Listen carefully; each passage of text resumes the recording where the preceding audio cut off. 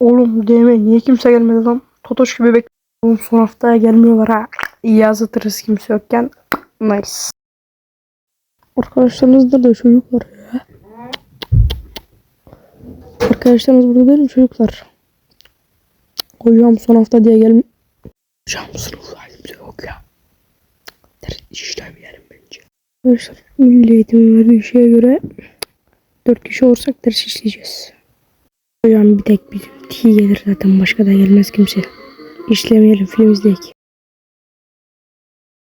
Aleykümselam Tikicim, yerine geçebilirsin. Evet arkadaşlar, bir kişi daha gelirse ders işleyeceğiz. Daha kimse gelmez bence. Gaz sağlıcında izleyek.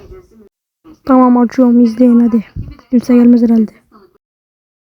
Yanar yanar yanar yanar yanar. Baba hocam ben geldim. Aa, bunu